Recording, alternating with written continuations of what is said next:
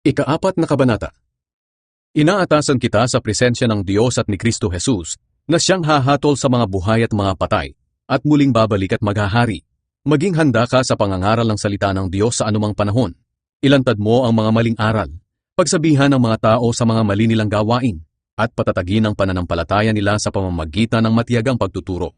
Sapagat darating ang panahon na ayaw na makinig ng mga tao sa tamang aral. Sa halip, hahanap sila ng mga gurong magtuturo lamang ng gusto nilang marinig para masunod nila ang kanilang layaw. Hindi na nila pakikinggan ang katotohanan at babaling sila sa mga aral na gawa-gawa lang ng tao. Ngunit ikaw, maging mapagpigil ka sa lahat ng oras. Magtiis ka sa mga paghihirap. Gawin mo ang tungkulin mo bilang tagapangaral ng magandang balita at tuparin mo ang mga tungkulin mo bilang lingkod ng Diyos.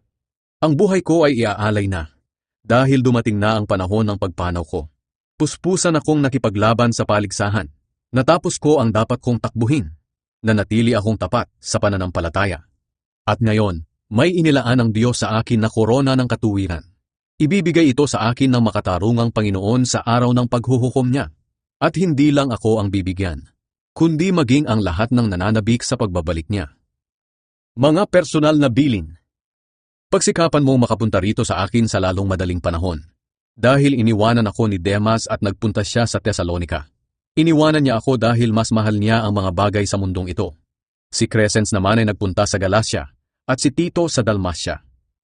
Si Lucas lang ang kasama ko, kaya isama mo na rin si Marco sa pagpunta mo rito dahil malaki ang maitutulong niya sa mga gawain ko. Si Tychicus na may pinapunta ko sa Efeso. Pagpunta mo rito'y dalhin mo ang balabal ko na iniwan ko kay Carpus sa Troas. Dalhin mo rin ang mga aklat ko, lalo na iyong mga gawa sa balat ng hayop. Napakasama ng ginawa sa akin ng panday na si Alexander.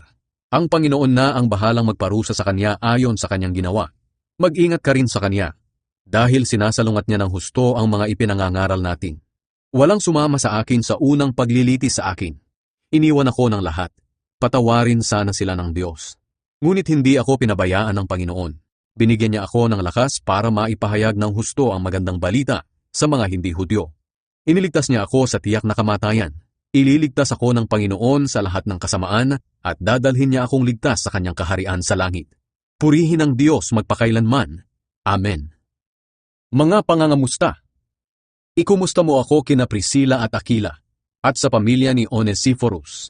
Si Erastus ay nanatili sa Corinto, at si Trophimus na may iniwan ko sa Miletus, dahil may sakit siya. Sikapin mong makarating dito bago magtaglamig. Kinukumusta ka ni na Eubulus, Pudens, Linus, Claudia, at ng lahat ng mga kapatid dito. Sumainyo nawa ang Panginoon, at ang pagpapala niya.